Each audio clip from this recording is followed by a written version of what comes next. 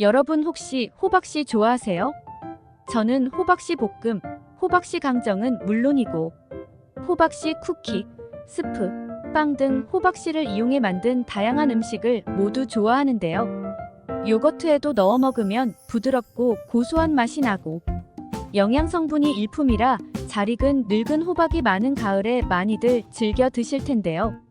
호박씨에는 레시틴과 불포화 지방산이 함유되어 있어 혈액 내에 있는 콜레스테롤 수치를 낮춰주어 고혈압에 도움을 주며 칼슘, 마그네슘 성분은 혈관을 튼튼하게 해주고 나트륨과 노폐물의 배출을 도와 혈액순환에 도움이 된다고 합니다.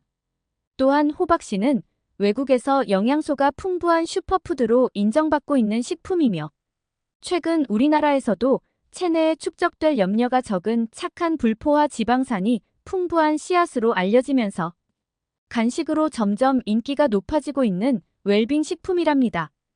호박씨는 비록 작은 크기의 씨앗이지만 생명을 위한 영양분을 모두 가지고 있기 때문에 영양학적으로도 매우 우수한 식품이라고 합니다. 이는 호박 씨앗이 차가운 땅 속에서 싹을 키우고 새싹으로 자라나기 위해서 필수적인 영양분을 듬뿍 담고 있기 때문인데요. 호박씨에는 망간, 마그네슘, 필수 아미노산, 칼슘 아연 등 다양한 영양소가 듬뿍 들어 있습니다. 이러한 다양한 영양소 덕분에 호박씨를 간식으로 먹으면 당뇨병, 심장질환, 근육과 뼈 통증, 탈모를 관리하는 데 도움을 준다고 합니다. 더 놀라운 사실은 호박씨가 잦은 빈뇨나 요실금을 조절해주는 놀라운 효능이 있다고 합니다. 중년층을 포함해 노년층이 겪는 고통 중 하나가 빈뇨증과 요실금인데요.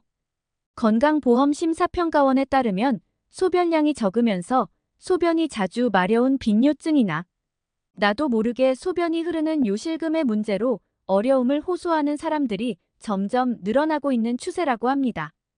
그런데 고맙게도 호박씨를 꾸준히 섭취하면 요실금 개선은 물론이고 야간 빈뇨 횟수까지 확실히 잡아주는 놀라운 효능을 경험하실 수 있다고 합니다. 그런데 이렇게 맛도 좋고 몸에 좋은 호박씨도 어떤 음식과 어떻게 먹느냐에 따라서 내 몸에 보약이 될 수도 반대로 독이 될 수도 있다고 하는데요. 건강을 위한 올바른 호박씨 섭취법과 최악의 섭취법을 지금부터 알려드리겠습니다. 차근차근 끝까지 확인하시고 가족들에게 좋은 정보 공유하셔서 우리 가족 모두의 건강을 함께 지켜냅시다. 구독과 좋아요는 언제나 감사합니다. 호박씨와 최악의 궁합인 음식 첫 번째는 바로 흰쌀이나 흰빵 같은 고탄수화물 음식입니다. 흰빵이나 흰쌀과 같은 정제된 탄수화물은 섬유질이 적기 때문에 소화와 흡수가 매우 빠릅니다. 이로 인해 혈당이 급격히 상승하게 되는데 이를 혈당 스파이크라고 합니다. 혈당이 빠르게 오르면 인슐린이 과다하게 분비되고 분비된 인슐린은 혈당을 낮추기 위해 포도당을 세포로 보내는데 이 과정에서 지나치게 많은 포도당이 빠르게 흡수되어 오히려 저혈당 상태가 될 수 있습니다. 이러한 급격한 혈당 변화는 피로와 배고픔을 증가시키며 지속적으로 반복될 경우 당뇨병 또는 비만 등의 건강 문제로 이어질 수 있습니다. 호박씨에는 단백질과 건강한 지방 그리고 섬유질이 들어있어 소화가 느리게 진행됩니다. 이러한 영양소들은 느리게 에너지를 공급해주기 때문에 혈당이 안정적으로 유지되는데 도움을 줍니다. 그런데 흰빵이나 흰쌀과 같은 정제된 탄수화물을 함께 먹으면 호박씨가 제공하는 느린 에너지 공급과는 상반되는 효과가 발생합니다. 즉 혈당을 빠르게 올리는 탄수화물이 먼저 소화되면서 호박씨의 영양소가 제대로 흡수되지 않거나 그 효과가 감소할 수 있습니다. 예를 들어 아침에 흰빵을 베이스로 한 샌드위치에 호박씨를 추가해 먹었을 경우 처음에는 흰빵에 의해 혈당이 급격히 올라 에너지를 느끼지만 한두 시간 후에는 혈당이 급격히 떨어지면서 피로감을 느끼게 되는 것입니다. 반대로 만약 통곡물빵에 호박씨를 넣어 먹었다면 혈당이 서서히 오르며 일정 시간 동안 지속적으로 에너지를 공급해주기 때문에 배고픔이나 피로감을 덜 느끼실 수 있습니다. 호박씨와 최악의 궁합. 두 번째는 카페인 함량이 높은 커피와 차입니다. 커피를 비롯하여 차에는 보통 카페인이 들어있는데요. 커피 한 잔에는 95에서 200mg 정도의 카페인이 들어있고, 홍차 한 잔에는 약 240ml 기준 60에서 112mg, 우롱차 한 잔에는 37에서 55mg, 녹차에는 35에서 45mg 정도의 카페인이 들어있습니다. 그런데 호박씨에는 불포화 지방산인 리놀렌산을 비롯하여 철, 인, 아연, 마그네슘과 칼슘 등이 다량 들어있어서 골다공증과 류마티스 관절염을 예방해주는 자연보호제 역할을 합니다.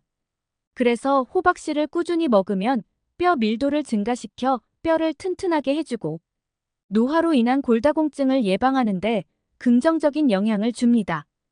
게다가 호박씨에는 수면 호르몬인 멜라토닌으로 전환되는 트립토판이 풍부해서 인체가 편안하게 숙면을 취할 수 있도록 도움을 주어 불면증 개선에 매우 효과적입니다.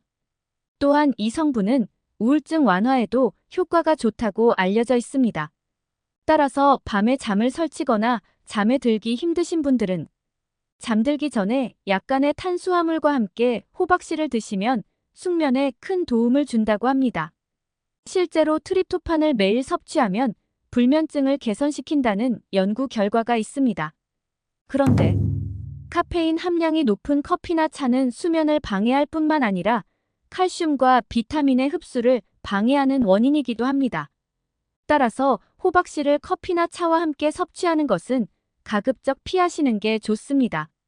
식품의약안전처에서 권고하는 성인의 하루 최대 카페인 섭취량은 400mg 이하인데요.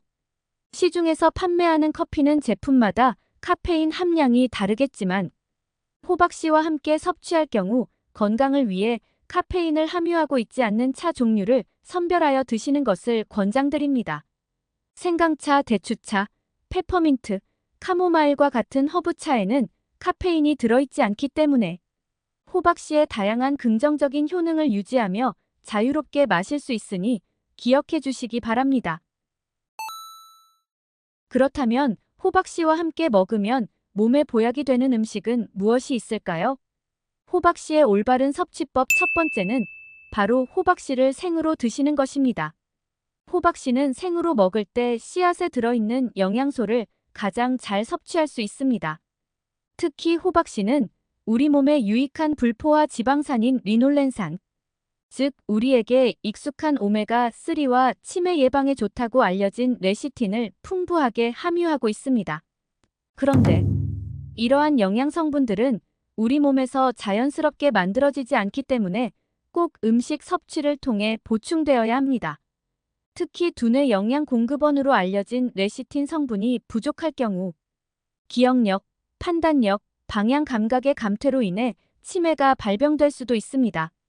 그리고 불포화 지방산인 리놀레산 부족은 관절 통증을 유발하고 머리가 푸석해지며 손톱이 부러지는 현상과 피부 건조증, 면역력 감소, 피로감과 무기력증 등을 일으킬 수 있습니다.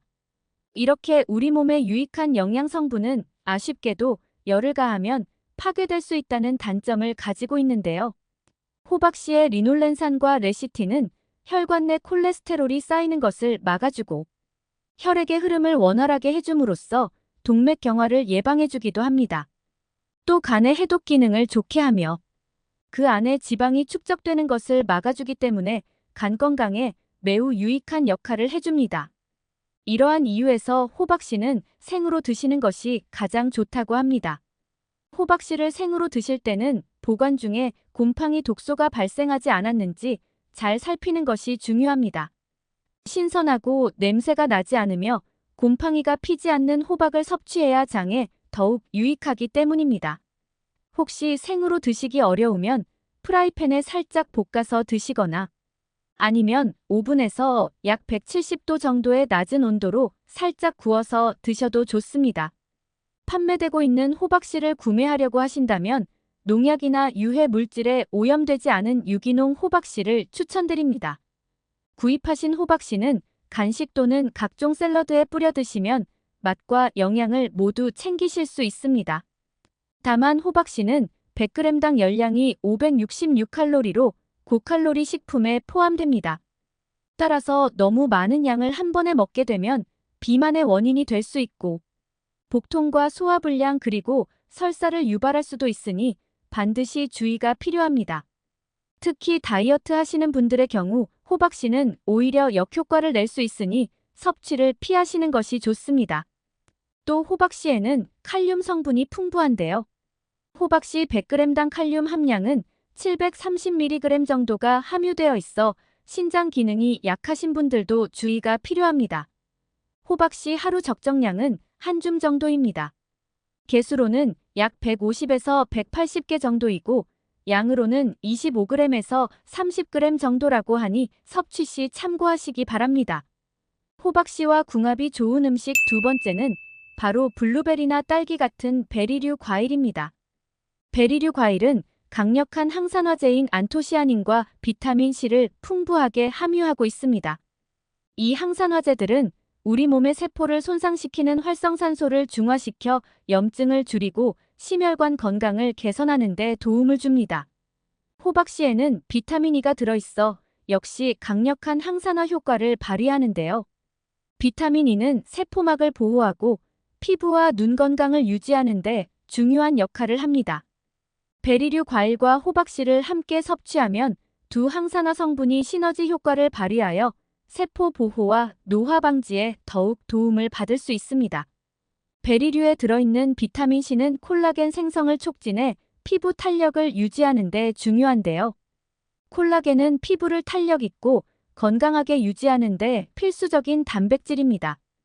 호박씨의 비타민 E와 아연은 피부 세포의 재생을 돕고 염증을 줄여 피부 상태를 개선합니다.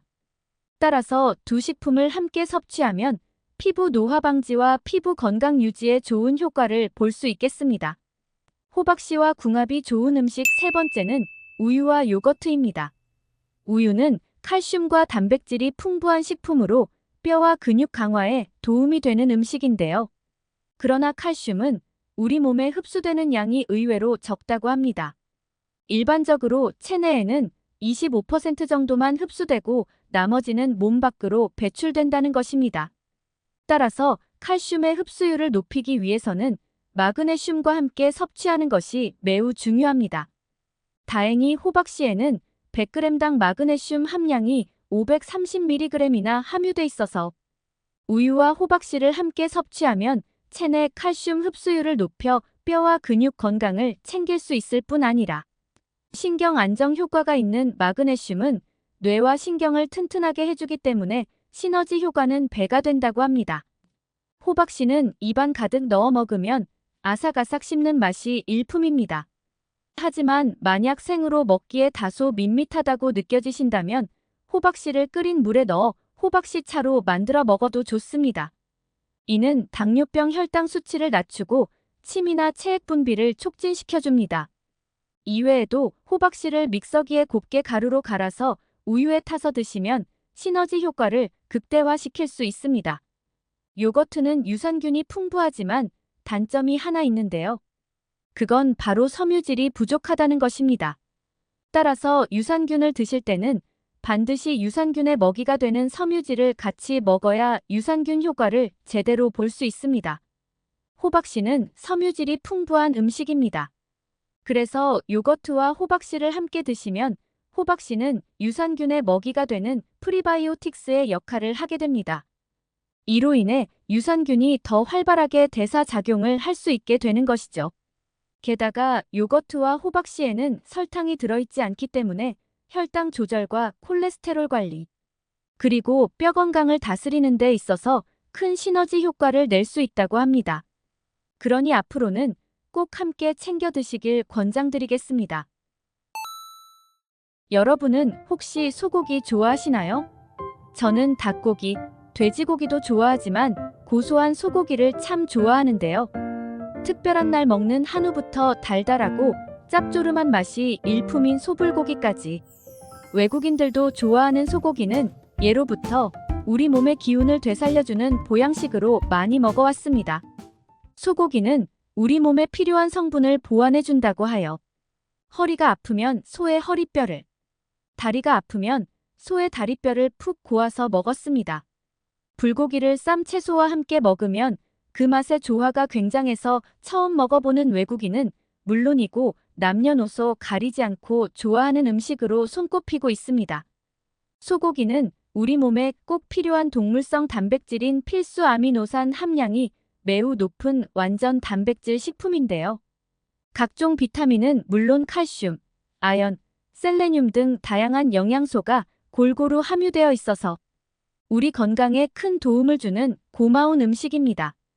따라서 소고기를 드시면 비타민과 단백질을 듬뿍 섭취할 수 있어 건강에 좋을 뿐만 아니라 쇠약감, 어지럼증, 혈액 건강 심지어 뇌기능 저하로 인해 발생하는 치매와 유사한 증상을 예방하는 데도 큰 효능이 있습니다. 또한 소의 간은 이미 잘 아시는 바와 같이 침침한 눈을 밝게 해주어 시력 건강에도 매우 좋습니다. 그런데 이렇게 맛도 좋고 몸에 좋은 소고기도 어떤 음식과 어떻게 먹느냐에 따라서 내 몸에 보약이 될 수도 독이 될 수도 있다고 하는데요. 건강을 위한 올바른 소고기 섭취법과 최악의 섭취법을 지금부터 알려드리겠습니다. 차근차근 끝까지 확인하시고 가족들에게 좋은 정보 공유하셔서 우리 가족 모두의 건강을 함께 지켜냅시다. 구독과 좋아요는 언제나 감사합니다. 소고기의 잘못된 섭취 방법. 첫 번째는 고온에 튀기거나 숯불에 구워 먹을 때 태운 부위를 무심코 먹는 것입니다. 고기를 먹을 때 특히 탄 부위가 더 맛있다고 하여 좋아하는 분들도 계실 텐데요. 한두 번 먹는 것은 괜찮지만 오랫동안 꾸준히 탄 고기를 섭취하게 되면 우리 몸속에서 어떤 현상이 일어날까요? 건강을 해치고 위암, 대장암 등 정말 큰 병을 불러올 수 있습니다. 고기를 140에서 200도 사이에서 굽기 시작하면 마이야르 반응이 일어나는데요. 이 온도는 단백질 변형으로 고기 특유의 감칠맛을 최대한 끌어올리는 온도라고 합니다. 하지만 문제는 이때 고기의 가장자리나 비계와 살코기 부분이 타면서 벤조피렌이라는 발암물질이 생성된다는 것입니다. 그래서 고기를 먹을 때 탄 부분은 먹지 말라고 하는 것입니다. 심지어 벤조피렌은 고기가 탄 부위에만 생성되는 것이 아니라 고기가 탈 때 생기는 연기에도 포함되어 있다고 합니다. 그러므로 집에서 고기를 구울 때는 환기를 자주 해주는 것이 좋습니다. 무엇보다 단백질이 풍부한 소고기는 높은 온도에서 요리하면 몸에 좋지 않은 벤조피렌이 일반적으로 생성되므로 소고기를 삶지 않고 구워서 조리하실 때는 각별한 주의가 필요합니다.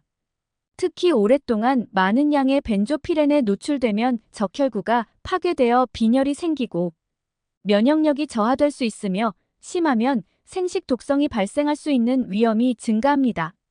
이 중에서도 유독 벤조피렌이 무서운 이유는 인체 내의 DNA와 결합하여 돌연변이를 일으키는 발암물질 1군으로 분류되는 매우 위험한 독성 물질이기 때문입니다.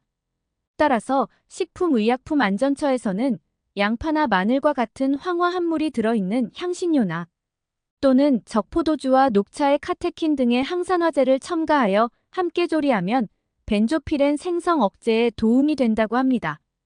그리고 식이섬유가 많은 쌈채소와 반드시 함께 먹는 것을 권장하고 있는데요. 이는 채소가 우리 몸에서 해독작용을 하기 때문입니다. 또한 탄 부분은 반드시 잘라내고 섭취하는 것이 매우 중요합니다. 소고기와 상극인 음식. 두 번째는 바로 부추입니다. 많은 분들이 고기와 함께 먹는 채소인 부추가 소고기와 상극이라는 사실이 의아하실 겁니다. 한의학적으로 소고기와 부추는 모두 뜨거운 성질을 가진 음식입니다. 그래서 열이 많은 사람이 이 두 가지를 함께 드실 경우 발열, 두통, 소화불량 등이 유발될 수 있습니다. 또 위가 약하신 분들은 위통과 위염이 동반될 뿐만 아니라 간에 부담을 주어 간 기능을 떨어뜨릴 수 있고 시력에도 나쁜 영향을 미칠 수 있다고 합니다. 특히 위나 장에 열이 많으신 분들이 소고기와 부추를 함께 섭취할 경우 설사를 유발할 수 있고 몸이 건조해질 수도 있다고 합니다. 심지어 잇몸까지 부을 수 있으니 함께 드시는 것은 가급적 피하시는 게 좋답니다. 소고기와 상극인 음식. 세 번째는 고구마와 밤입니다.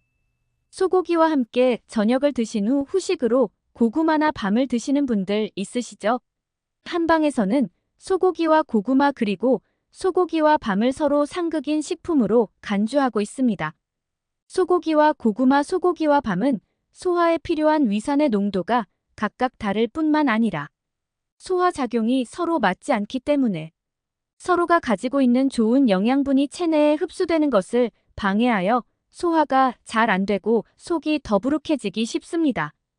그 이유는 소고기는 단백질과 지방이, 고구마와 밤은 전분이 주성분이기 때문인데요.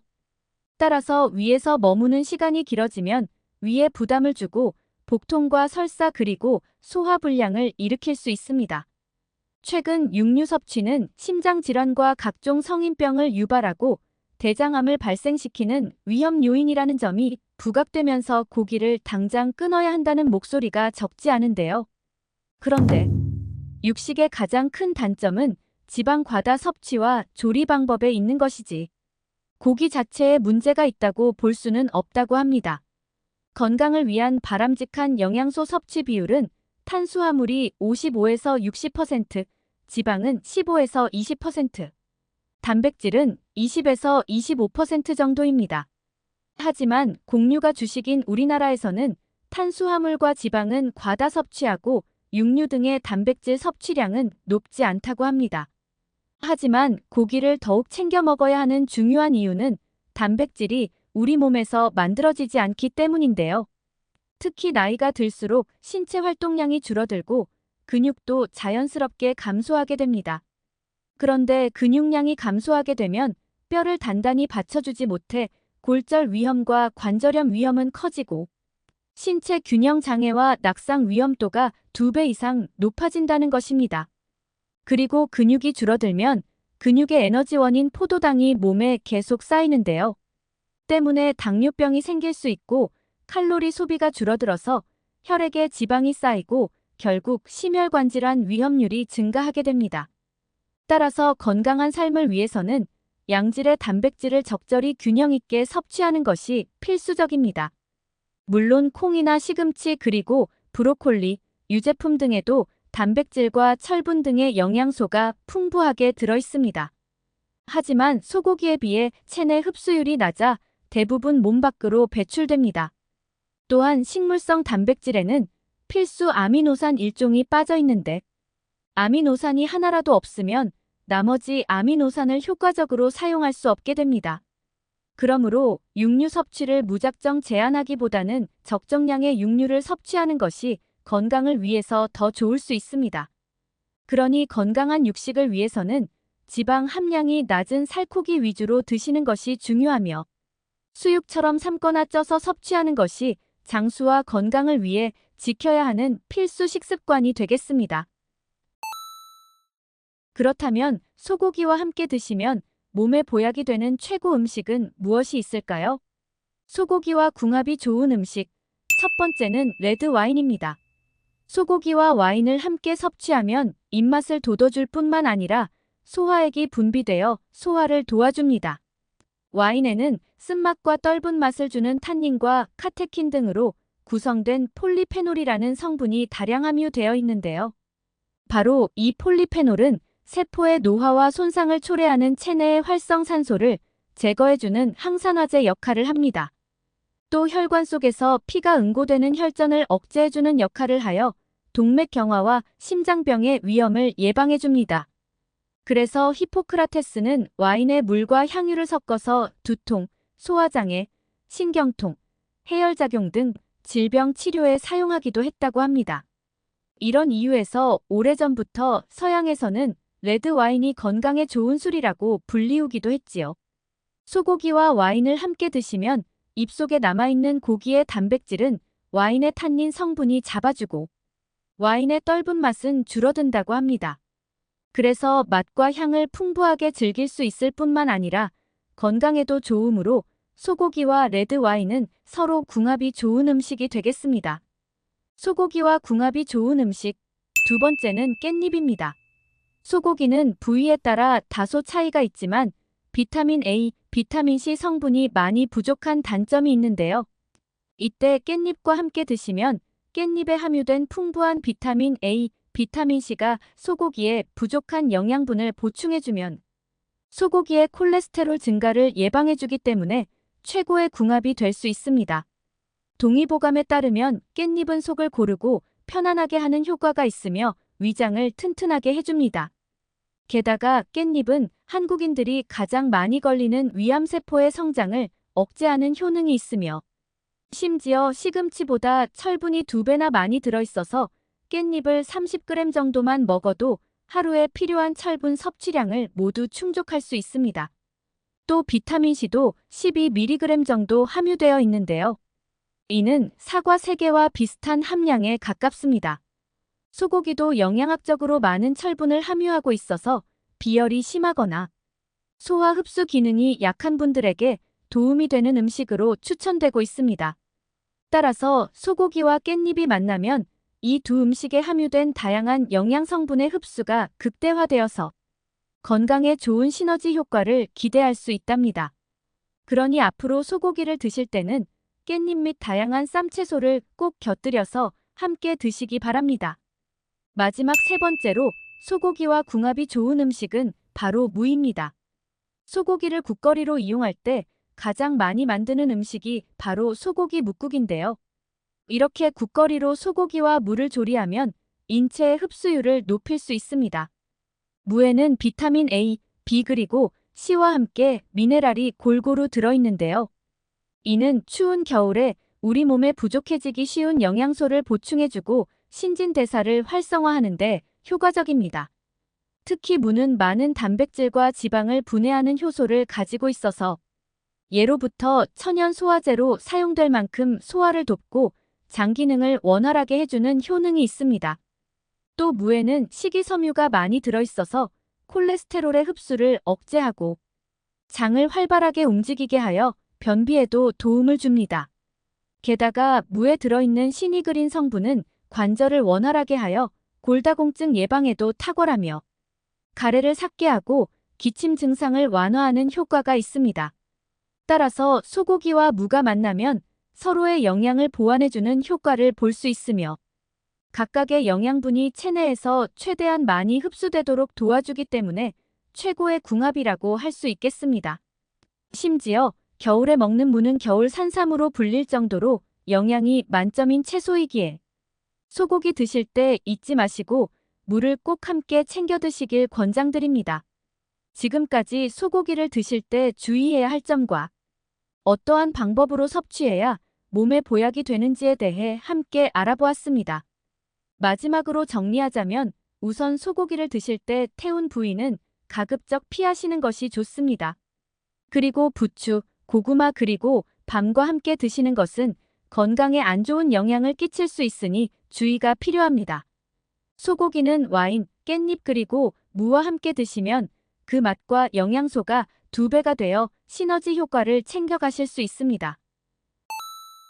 여러분 혹시 브로콜리 좋아하세요? 저는 브로콜리를 정말 좋아해서 브로콜리가 들어간 반찬은 물론이고 브로콜리를 초고추장에 찍어 먹는 것도 너무 좋아하는데요. 브로콜리는 미국 타임즈가 선정한 세계 10대 슈퍼푸드 중 하나이자 철분의 왕이라는 별명을 얻을 정도로 다른 채소에 비해 철분의 함량이 2배나 많으며 독소 배출에 효능이 있는 클로로필도 풍부해서 간에 축적된 독소를 제거하는 해독 작용에 뛰어난 효과가 있답니다. 브로콜리는 비타민C와 식이섬유 그리고 각종 미네랄이 풍부하여 면역력 강화와 피부 건강은 물론이고 당뇨 완화에도 좋다고 알려져 있습니다. 특히 브로콜리는 암세포를 제압하는 1등 항암 채소로 알려져 있는데요. 그 이유는 바로 항산화 물질인 설포라판이라는 성분이 브로콜리에 많이 함유되어 있기 때문입니다. 그런데 이렇게 맛도 좋고 몸에 좋은 브로콜리도 어떤 음식과 어떻게 먹느냐에 따라서 내 몸에 보약이 될 수도 반대로 독이 될 수도 있다고 하는데요. 건강을 위한 올바른 브로콜리 섭취법과 최악의 섭취법을 지금부터 알려드리겠습니다. 차근차근 끝까지 확인하시고 가족들에게 좋은 정보 공유하셔서 우리 가족 모두의 건강을 함께 지켜냅시다. 구독과 좋아요는 언제나 감사합니다. 잘못된 브로콜리 섭취 방법 첫 번째는 브로콜리를 물에 지나치게 익혀서 드시는 것입니다. 많은 분들이 대부분 브로콜리를 물에 데쳐서 드실 텐데요. 브로콜리는 암세포를 제압하는 1등 항암 채소로 알려져 있답니다.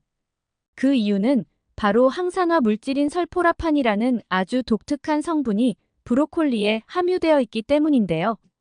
이 성분이 우리 몸속에 NRF의 활성을 촉진시키는 작용을 합니다. NRF라는 것은 한마디로 인체의 모든 항산화 시스템을 총괄하는 단백질을 뜻합니다. 항산화 성분이 직접적으로 암세포 또는 염증과 싸워주는 역할을 한다는 사실은 이미 많이 들어서 알고 계실 겁니다. 그리고 다양한 항산화 성분들이 가장 풍부하게 들어있는 식품이 채소나 과일인데요. 그래서 전문가들은 채소와 과일 섭취가 중요하다고 강조하는 것입니다. 여러 연구에서 설포라판은 전립선암, 유방암, 위암, 폐암, 백혈병 그리고 간암세포의 생성을 감소시킨다고 알려져 있습니다. 특히 간암세포의 성장을 억제하고 암세포가 몸집을 키우기 위해서 반드시 필요한 신생혈관이 만들어지는 것을 막아주는 역할도 하는 것으로 알려져 있습니다. 그런데 항암 물질인 셀포라판은 조리법에 따라서 함량 차이가 많이 나기 때문에 어떻게 먹느냐가 매우 중요합니다. 브로콜리를 찌기, 볶기, 물에 데치기, 전자레인지 돌리기 등 다양한 방법으로 실험한 결과에 따르면 찜으로 쪄서 먹을 때 브로콜리의 항암 성분이 가장 많이 증가하는 것으로 나타났습니다. 쪄서 먹는 것보다 적지만 프라이팬에 볶거나 전자레인지에 돌렸을 때도 항암 성분이 증가하는 것 역시 확인되었습니다. 이에 반해서 끓는 물에 그냥 데쳤을 경우 반대로 0.4배가 감소되었다고 합니다. 국에 넣거나 수프로 끓여 먹으면 항암 성분은 그 이하로 떨어지게 된다는 결과 역시 나타났습니다. 물론 브로콜리에는 설포라판만 들어있는 것은 아닙니다. 식이섬유도 굉장히 풍부하고 그 외에 비타민C 역시 정말 많이 함유되어 있습니다. 눈과 피부에 좋은 비타민 A, 뼈를 튼튼하게 하는 비타민 K 등도 매우 풍부하기 때문에 끓는 물에 데쳐 먹는다고 해서 영양 성분이 모두 없어지는 것은 아닙니다. 하지만 이왕이면 항암 채소를 먹는 이점을 누리는 것이 더 좋겠지요. 만약 브로콜리를 물에 데친다면 1분 이내로 짧게 하시는 것이 좋고 가능한 쪄서 먹거나 기름을 살짝 두르고 볶아서 드시는 방법을 추천드립니다.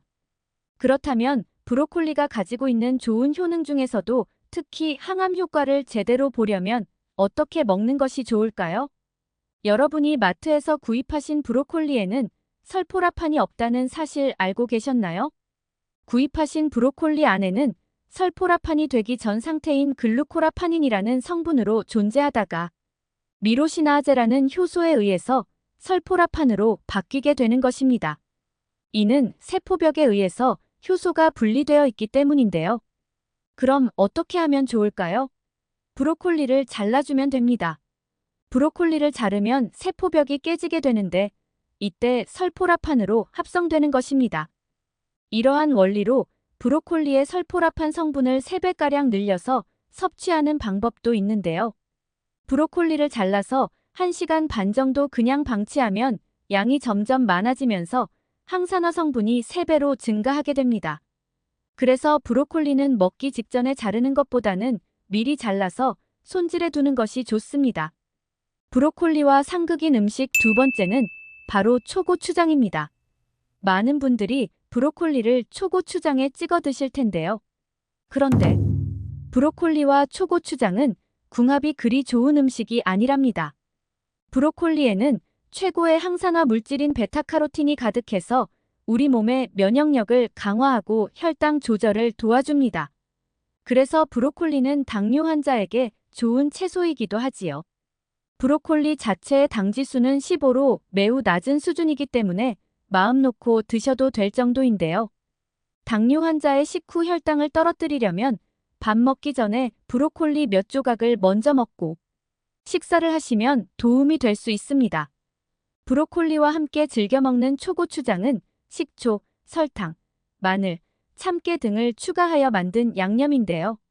브로콜리를 초고추장과 함께 먹을 경우 식초의 산성에 의해 베타카로틴과 좋은 비타민들이 파괴되는 영양 손실이 발생하게 됩니다. 결국 건강을 위해 브로콜리를 챙겨 드셨지만 아무 소용이 없게 되는 것이죠. 그러니 브로콜리를 섭취할 때는 초고추장보다 고추냉이나 겨자에 찍어 드시는 것이 더 좋습니다. 특히 당뇨 완화를 위해 브로콜리를 섭취할 때는 잊지 마시고 고추냉이나 겨자에 찍어 드시는 것을 추천드립니다. 브로콜리와 상극인 경우 세 번째는 심장 질환으로 인해 혈전용해제를 복용하시는 분들입니다. 브로콜리는 혈압을 감소시키는 칼륨이 풍부하며 항산화 성분과 다량의 칼슘도 함유되어 있어 고혈압 예방에 좋다고 알려져 있습니다. 실제로 브로콜리를 꾸준히 섭취하면 심장 및 동맥의 혈압이 낮아지고 스트레스가 줄어드는 효과가 입증되었습니다. 그런데 브로콜리는 비타민 K가 풍부해서 와파린의 혈액 응고 억제 작용을 방해할 수 있습니다. 고혈압이나 고지혈증 치료제는 혈액을 묽게 하여 혈전 생성을 방지하는 역할을 하는 반면 브로콜리는 혈액을 응고시켜 혈관 내의 출혈이나 상처를 치유하는 효과가 있습니다. 따라서 약의 효과를 감소시킬 수 있으니 브로콜리를 과잉 섭취하거나 주스로 농축해서 드시는 방법은 피하시는 것이 좋습니다. 또한 처방약 복용 후 약 2시간이 지난 후에 브로콜리를 섭취하는 것이 안전합니다. 건강한 성인의 경우 브로콜리를 적정량 섭취하는 것은 특별한 문제가 되지 않지만 하루 권장량을 초과하지 않도록 주의해야 합니다. 일반적으로 건강한 성인의 경우 하루에 한 컵 정도의 브로콜리가 적당한 섭취량이라고 알려져 있습니다. 하지만 개인의 건강 상태와 식습관에 따라 권장량은 달라질 수 있으므로 식단에 포함되는 채소의 종류와 양을 적절하게 조절하는 것이 중요합니다. 갑상선 기능 저하증이 있는 분들도 브로콜리를 섭취하실 때 주의하시는 게 좋은데요. 브로콜리가 대사되는 과정에서 고이트로젠이라는 성분이 만들어지는데 이 성분이 갑상선 호르몬 생성에 영향을 줄 수 있기 때문입니다. 따라서 갑상선 기능 저하증이 있으신 분들은 브로콜리를 과다 섭취할 경우 증상을 악화시킬 수 있으니 주의하시길 권장드립니다. 그리고 브로콜리는 한의학적으로 냉한 성질을 가지고 있습니다. 그래서 장이 차거나 장이 예민한 분들이 과잉 섭취할 경우 소화 기능에 부담을 주어 복통 및 설사를 유발할 수 있습니다. 특히 과민성 대장 증후군이나 소화장애가 있는 분들은 브로콜리 섭취량을 조절하시길 추천드립니다. 그렇다면 브로콜리와 함께 먹으면 좋은 음식에는 무엇이 있을까요? 추천드리는 브로콜리와 궁합이 좋은 음식은 바로 토마토입니다. 토마토 역시 브로콜리와 마찬가지로 세계 10대 건강식품 중 하나이며 토마토의 항암 효과는 베타카로틴보다 더욱 강력하다고 알려져 있는데요. 그러므로 브로콜리와 토마토를 함께 섭취하면 뛰어난 항암 효과를 낼 수 있습니다. 특히 토마토에 함유된 라이코펜은 브로콜리와 함께 섭취할 때 그 흡수율이 증가하는데요. 발표된 연구 결과에 따르면 전립선암과 유방암 등 여러 종류의 암세포를 파괴하는 놀라운 효능을 보여주는 최적의 조합이라고 합니다. 브로콜리는 치매 예방에도 도움이 됩니다. 브로콜리 속에 들어있는 인돌이라는 성분이 치매를 유발하는 베타아밀로이드의 생성을 막고 몸 밖으로 배출시켜서 기억력을 개선시키는데 도움이 된다고 알려져 있습니다. 게다가 브로콜리는 한의학적으로 뇌를 튼튼하게 하고 뇌와 척수를 둘러싸고 있는 뇌척수액을 채워주는 효능이 있는 음식 약재로 쓰이고 있다고 합니다.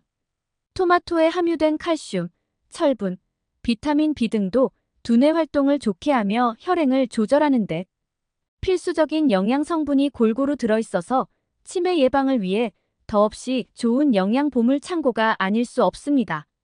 브로콜리와 토마토는 마늘 및 올리브 오일, 그리고 굴소스와 함께 브로콜리 토마토 볶음으로 만들어 드시면 맛과 영양을 모두 챙기실 수 있습니다.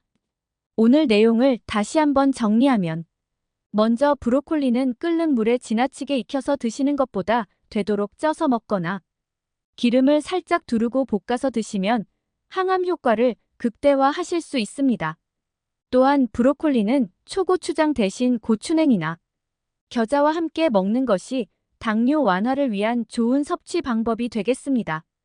고혈압이나 고지혈증 치료제를 복용하시는 분들의 경우 브로콜리 섭취와 약 복용 시간 사이에 최소한 2시간 정도의 간격을 두는 것이 안전합니다.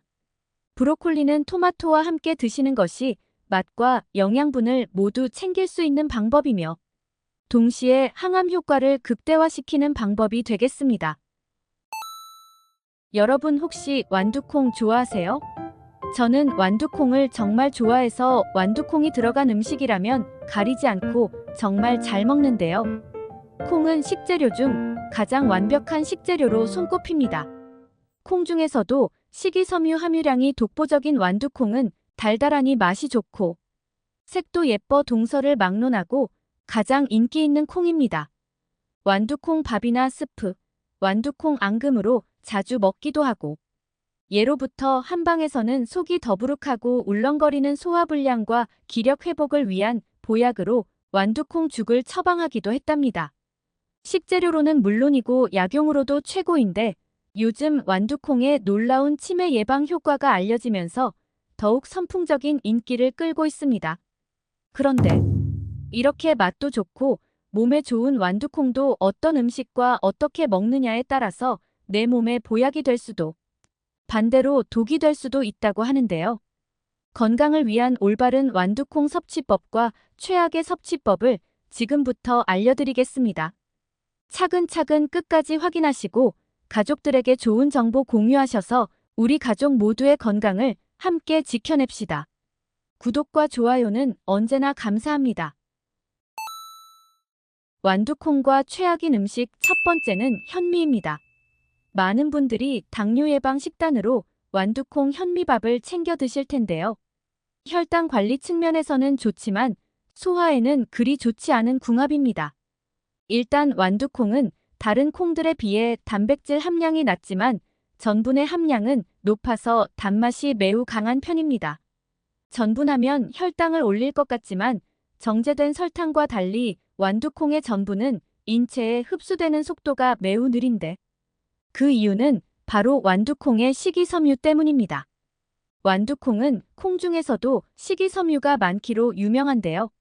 그 식이섬유가 함께 섭취한 음식들, 특히 탄수화물이 우리 몸속 혈관에 천천히 흡수되도록 잡아주니 혈당을 급격히 올리지 않고 천천히 올려주는 것이죠. 국제학술지 네이처에 등재된 내용을 더 살펴보면 완두콩의 표면의 주름에는 저항성 전분의 함량이 높다고 합니다. 이 저항성 전분은 장에서 바로 소화되지 않고 발효가 되는데요. 이렇게 발효되고 난 뒤 완두콩의 식이섬유가 함께 모여 단쇄 지방산을 형성합니다.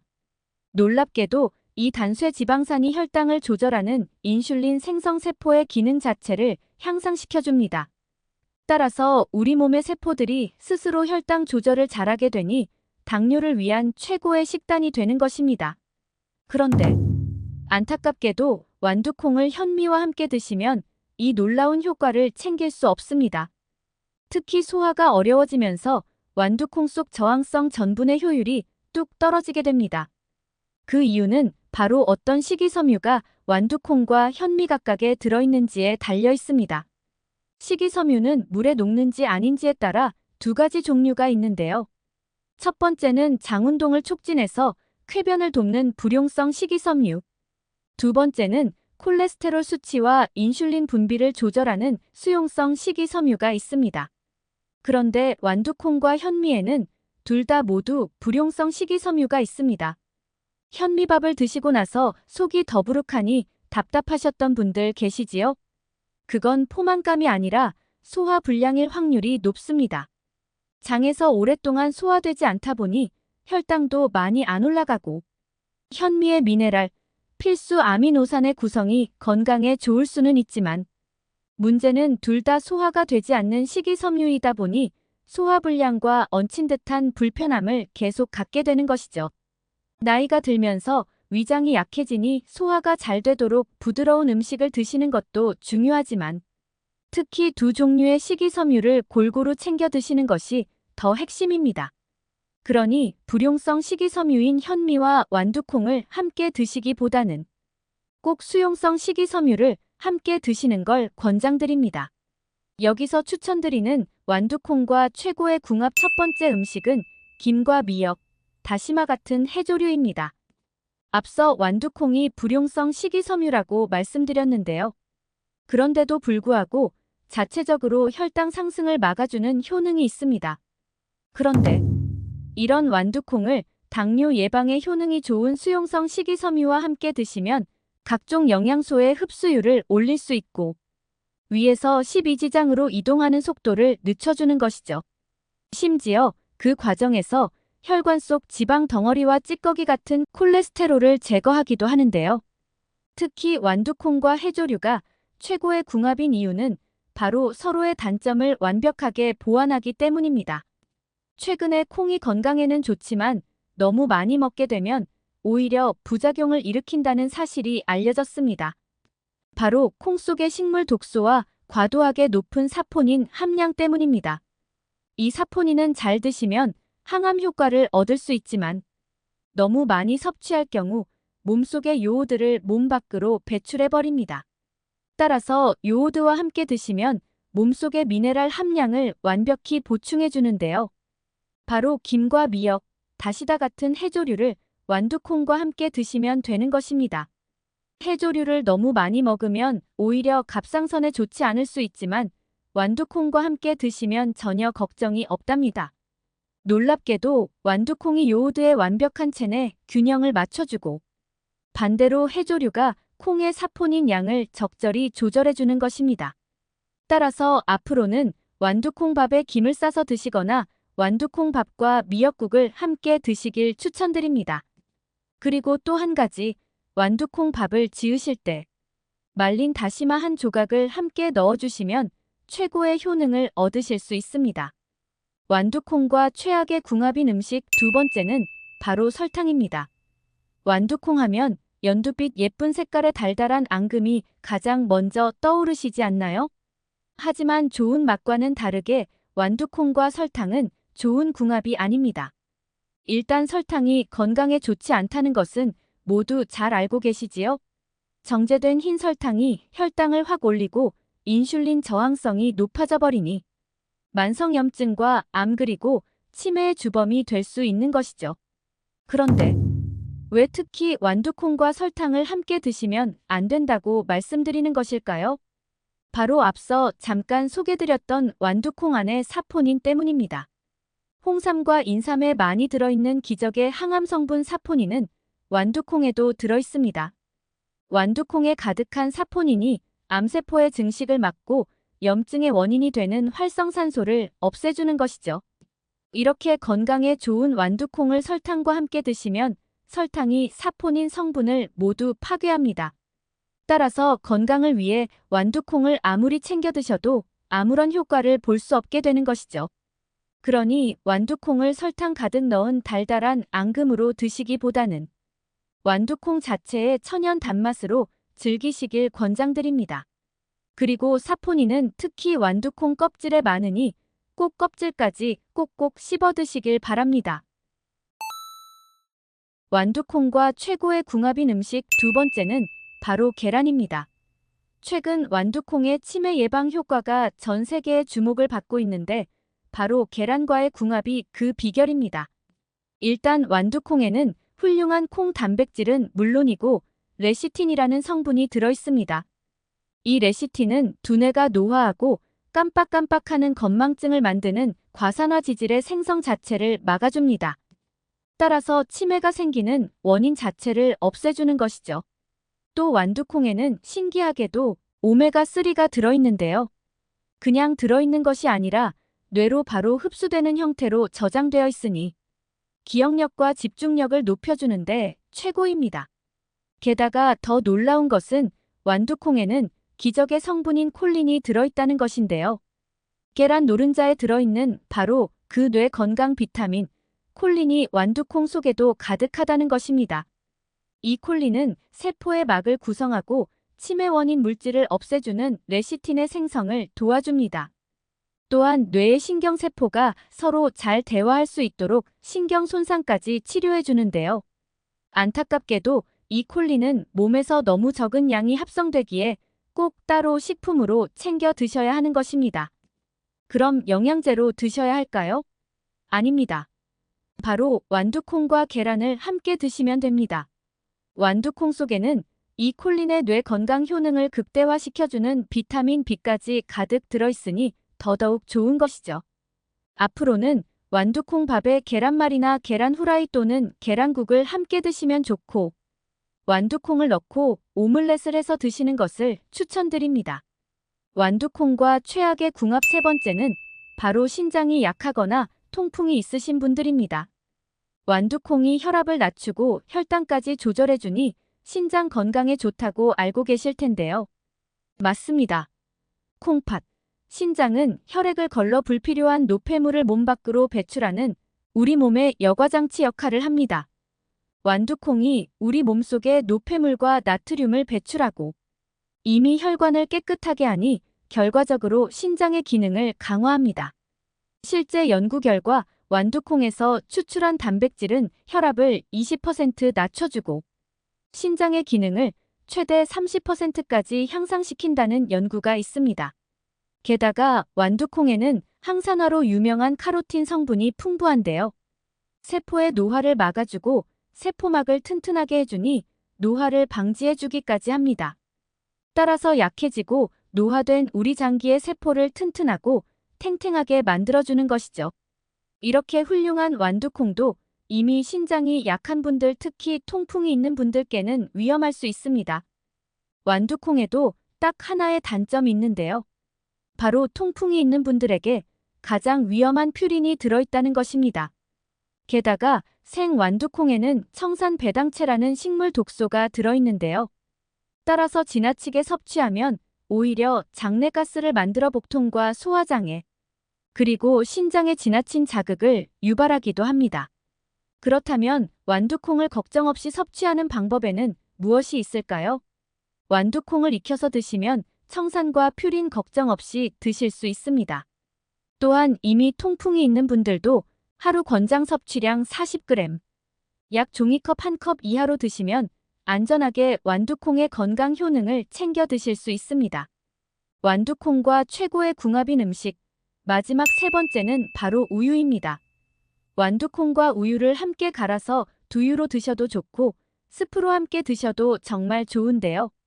나이가 들면서 단백질을 잘 챙겨 드셔야 한다는 이야기를 많이 들어보셨을 겁니다. 완두콩과 우유는 매일 드셔야 할 만큼 단백질 섭취에 매우 좋은 조합입니다. 요즘 같은 더위에 몸이 찌뿌둥하고 팔다리 저림 현상이 있는 분들, 또는 나이가 들면서 근육이 점점 빠져 걱정하셨던 분들, 그리고 골다공증으로 뼈가 약해지면서 골절 걱정 있으셨던 분들 계신가요? 완두콩과 우유가 최고의 해결책이 될 수 있습니다. 완두콩은 콩 중에서 단백질 함량이 낮은 편이지만 그 속에 필수 아미노산의 구성은 매우 훌륭합니다.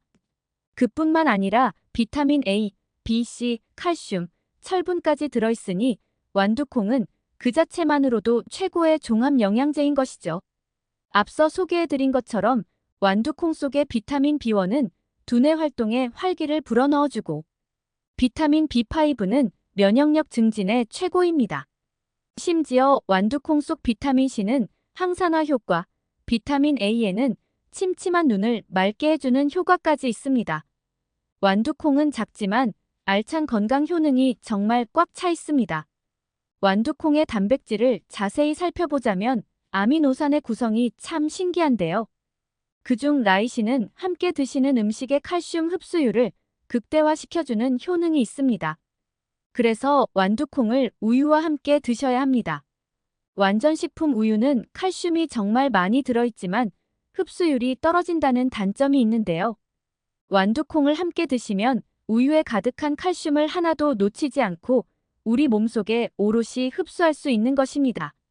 또한 우유에 부족한 비타민을 완두콩이 딱 채워주니 이보다 더 좋은 궁합이 없겠습니다. 우유와 완두콩을 함께 챙겨 드시면 칼슘을 꽉꽉 채워주니 골다공증 걱정 싹 사라지고 단백질로 1등이니 근육 역시 완벽하게 채워준답니다.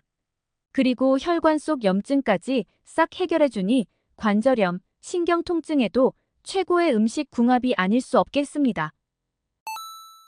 여러분 혹시 땅콩 좋아하세요? 저는 땅콩을 정말 좋아해서 일할 때도 간식으로 먹고 가끔 맥주 한잔 할 때도 안주로 즐겨 먹습니다. 심심풀이 땅콩이라는 말이 있을 정도로 많은 분들이 부담 없이 즐겨 드시는 간식 중 하나가 바로 땅콩이죠.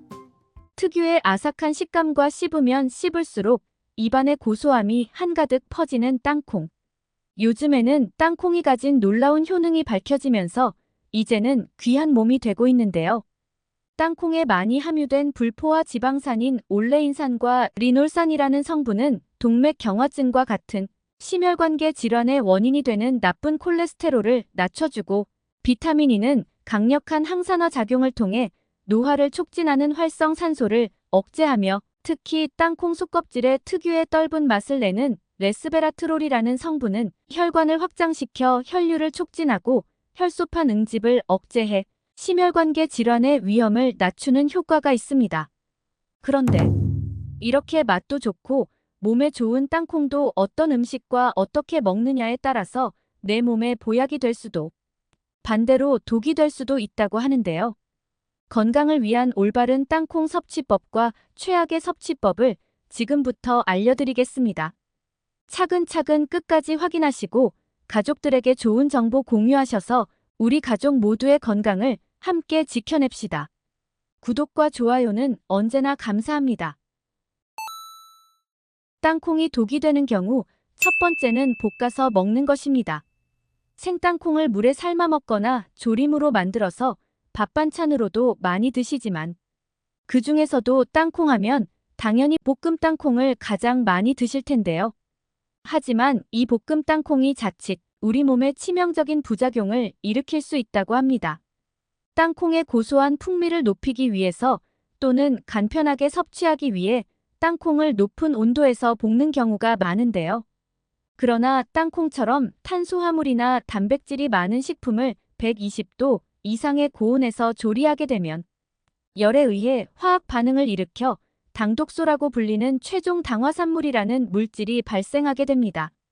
이 최종 당화산물이 우리 몸에 오랜 기간 과도하게 축적되면 각종 염증을 일으키면서 동맥경화와 같은 혈관 질환의 위험성을 증가시킬 뿐만 아니라 피부노화, 만성피로, 당뇨합병증, 알츠하이머, 뇌혈관 질환, 암 등 각종 질환을 유발시키는 것으로 알려져 있습니다. 또한 이렇게 고온에서 조리하면 최종 당화산물의 일종인 아크릴 아마이드가 생성될 수 있는데 이는 국제암연구소에서 인간에게 발암 가능성이 있는 물질로 분류된 A군에 속한 물질로 몸에 치명적일 수 있기 때문에 섭취 시 반드시 유의해야 합니다. 따라서 땅콩을 조리할 때는 120도 이하의 온도에서 조리하는 것이 가장 좋고 볶음 땅콩을 드시고자 한다면 약불에서 가볍게 볶아 소량씩만 드시는 것이 좋겠습니다. 땅콩이 독이 되는 경우 두 번째는 잘못 보관할 경우입니다. 최근에 건강을 생각해 땅콩 같은 견과류를 이것저것 구매해서 드시곤 하지만 정작 구매한 견과류를 잘못 보관했다가 큰 낭패를 보는 일이 많다고 하는데요. 땅콩과 같은 견과류는 보기보다 온도에 아주 민감한 음식에 속하기 때문에 보관을 조금만 잘못해도 금방 곰팡이가 생기게 됩니다. 문제는 이 곰팡이가 우리 눈에 잘 띄지 않을 뿐더러 자칫 이것을 먹기라도 했다간 몸에 치명적인 문제를 일으키게 된다는 것입니다. 땅콩처럼 곡류나 견과류에 생기는 곰팡이에는 아플라톡신이나 오크라톡신, 제랄레논이라는 치명적인 발암물질이 만들어지는데요. 국제암연구소에서는 아플라톡신을 1급 발암물질로 분류하고 있으며 이는 주로 땅콩, 보리, 밀, 옥수수, 쌀 등에서 검출되는 것으로 기준치 이상 섭취하면 간에 독성을 일으켜 간암을 유발하며 간염을 가지고 있는 사람이 아플라톡신을 섭취하게 되면 간암 발생 위험도가 무려 60배 이상으로 올라간다는 연구 결과도 있습니다. 또한 오크라톡신은 콩팥에 심각한 손상을, 제랄레논은 생식 기능 장애나 난임을 유발한다고 알려져 있습니다. 이러한 곰팡이들은 그 부분만 도려낸다거나 물에 끓이는 등의 일반적인 조리 환경에서는 사라지지 않기 때문에 발견된다면 절대 먹지 말고 모두 과감히 버리는 것이 좋습니다. 곡류나 견과류 등을 보관할 때는 습도 60% 이하, 온도는 10에서 15도 이하에서 보관하고 최대한 온도 변화가 적은 곳에 두는 것이 좋습니다. 보관할 때는 밀폐된 용기에 넣어 냉장고에 보관하거나 오래 안 먹을 경우에는 반드시 냉동 보관해야 오랫동안 신선하게 보관할 수 있습니다. 땅콩이 독이 되는 경우 세 번째는 맥주와 함께 먹는 것입니다. 맥주하면 항상 따라오는 안주에 땅콩이 빠질 수 없는데요. 시원한 맥주와 함께 고소하고 담백한 땅콩이 입안에 들어오면 그만한 찰떡궁합이 없죠. 그러나 맛으로 볼 때는 둘도 없는 환상의 궁합으로 보이지만 사실 이 두 음식을 함께 먹는 순간 우리 몸에 심각한 부작용을 일으키는 독으로 돌변한다고 합니다. 땅콩은 지방 함량이 많아서 그 자체만으로도 소화가 잘 안 되는 식품인데 이때 차갑게 마시는 맥주가 몸으로 들어오면 소화기관들이 위축되면서 소화운동을 더욱 어렵게 만듭니다. 게다가 알코올은 우리 몸에 저장되지 않는 영양소이기 때문에 다른 영양소보다 가장 먼저 에너지로 쓰이는데 이때 땅콩과 같은 고지방 음식을 함께 섭취할 경우 알코올의 지방 분해를 억제하는 기능으로 인해 간 조직에 그대로 지방이 쌓이면서 지방간을 유발하게 됩니다. 여기서 시간이 지나면 반대로 지방이 알코올 분해를 억제해서 분해되지 않은 알코올이 그대로 혈액 속을 흘러다니게 되는데 이 때문에 더욱 심하고 오래가는 숙취가 발생하게 됩니다.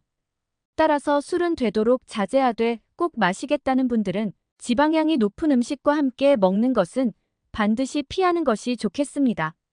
땅콩이 독이 되는 경우 네 번째는 멸치와 함께 먹는 것입니다. 다들 멸치볶음 많이들 드시죠? 특히 멸치에 땅콩이나 아몬드를 곁들인 멸치볶음을 다들 한 번쯤은 드셔보셨을 텐데요. 그러나 겉보기에는 궁합이 좋은 두 음식인 것 같지만 사실 멸치와 땅콩 같은 견과류는 서로 궁합이 맞지 않는 상극인 식품이라고 합니다. 멸치에는 칼슘이 많이 함유되어 있는데 땅콩의 풍부한 피트산 성분이 칼슘의 흡수를 방해해서 흡수율을 떨어뜨린다고 합니다. 반대로 땅콩 역시도 칼슘의 흡수를 방해하는 것으로 알려진 수산 성분이 들어있어서 함께 먹을 경우 장 속에서 불용성 복합체가 형성되어 체내에 흡수되지 않고 바로 몸 밖으로 배설된다고 합니다. 따라서 땅콩과 멸치는 서로 피하는 것이 좋습니다. 멸치와 함께 볶아 먹으면 좋은 음식으로는 꽈리고추를 추천드립니다. 꽈리고추에 함유된 철분이 멸치의 칼슘 흡수를 돕고 멸치에 함유된 지방 성분이 꽈리고추에 함유된 베타카로틴의 흡수를 돕기 때문에 영양학적으로 좋은 궁합이 될 수 있습니다. 땅콩이 독이 되는 경우 다섯 번째는 땅콩을 너무 많이 먹는 것입니다. 요즘 견과류가 몸에 좋다고 해서 땅콩을 포함한 아몬드나 호두 등 각종 견과류를 많이들 챙겨 드시는데요. 하지만 이런 견과류들을 몸에 좋다고 해서 너무 많은 양을 자주 섭취할 경우 오히려 췌장에 악영향을 끼칠 수 있습니다. 췌장은 유일하게 우리 몸으로 들어오는 음식의 지방 성분을 분해하도록 돕는 효소를 만드는 기관으로 지방의 섭취가 많을수록 췌장의 부담이 클 수밖에 없는데요. 최근 들어 날씬한 몸매로 가꾸겠다고 탄수화물은 줄이고 지방 섭취는 높이는 일명 저탄고지의 식단이 유행하고 있는데 이렇게 지방 섭취가 많은 식습관은 자칫 췌장에 무리를 줘서 악영향을 끼칠 수 있으므로 주의가 필요합니다. 땅콩은 지방 함량이 약 50% 이상 되는 지방식품으로 칼로리 역시 100g당 약 500칼로리가 넘는 고열량 식품에 속합니다. 땅콩이 다이어트에 도움이 된다고 해서 수시로 드시는 분들이 계신데 앞서 말씀드린 것처럼 보기보다 열량이 높은 음식이기 때문에 많은 양을 섭취하는 것은 피하는 것이 좋습니다. 하루에 약 30알 이하로 드시는 것을 권장드립니다.